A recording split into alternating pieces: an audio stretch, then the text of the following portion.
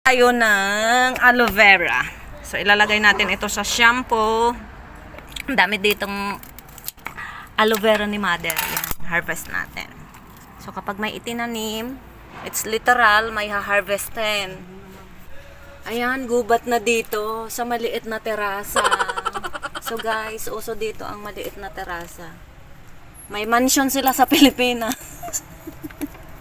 Nagtiis sila sa maliit na terasa. Yung terasa nila doon. Ilang beses yung terasa niya doon? Kalaki. So, tayo ay magbablend. I-hand mixing natin yung ating aloe vera na dalawa. So, guys, binibili itong aloe vera, okay? So, ating ilagay sa ating shampoo bottle. Okay. So, kailangan natin ito ng kutsara. Ito lang yung ating gagawin. Okay. Tanggalin muna natin yung mga matitinik na bahagi. So, parang ganun lang, guys. Kung may mga tinik tayo sa buhay na dapat alisin, dapat tinatanggal. Char. Minsan may mga dapat tayong iwanan na tao para mag-move on. Hugot pa. Hindi, seryoso ako, no? Para happy life tayo. Laging masaya lang. Ayan. So, ating ganitohin siya.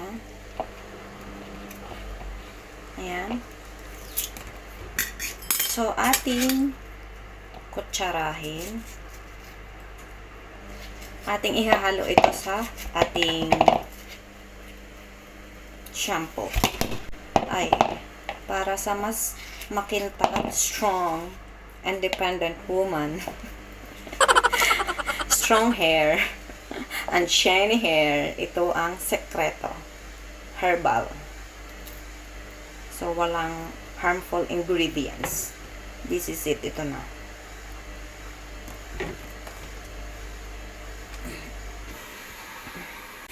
Ayan, i-hand mixing natin to. Yan. Ayan, bumubula na siya. Lagyan lang natin ng kaunting tubig.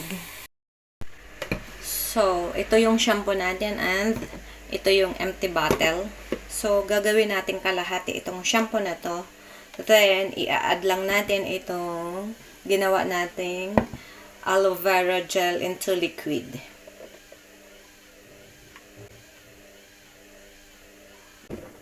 Ayan, so, iba-iba yung shampoo ko. Dati, ang shampoo ko ay ito. At saka, mayroong anti-dandruff na shampoo ako.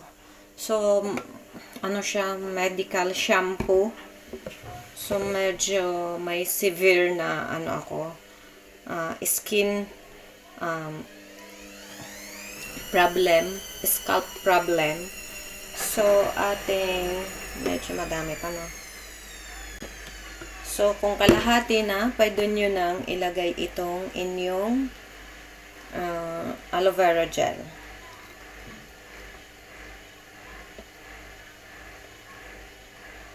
So, puro itong aloe vera. So, maganda siya sa buhok.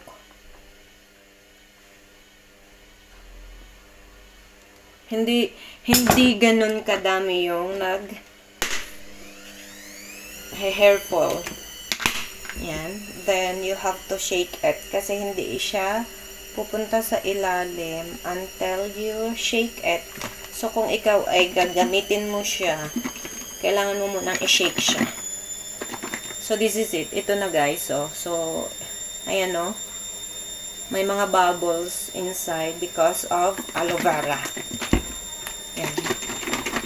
So, diba? Nakatipid ka na. Healthy pa yung buhok mo. Ayan. Ganun yung ginagawa ko. So, hindi ako nag-hair conditioner. Gumagamit ako ng hair mask, pero hindi siya ganun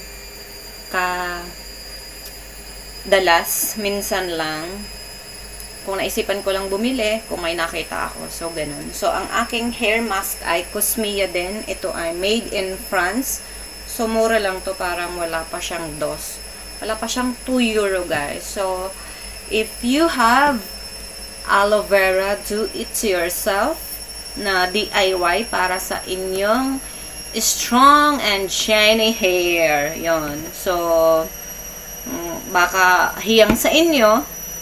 Pero sa akin kasi maganda siya kaya inuulit-ulit ko siyang gamitin at gumawa ako ng aloe vera gel for my shampoo and for my hair also. Yan. So, thank you so much for watching, guys. Adios.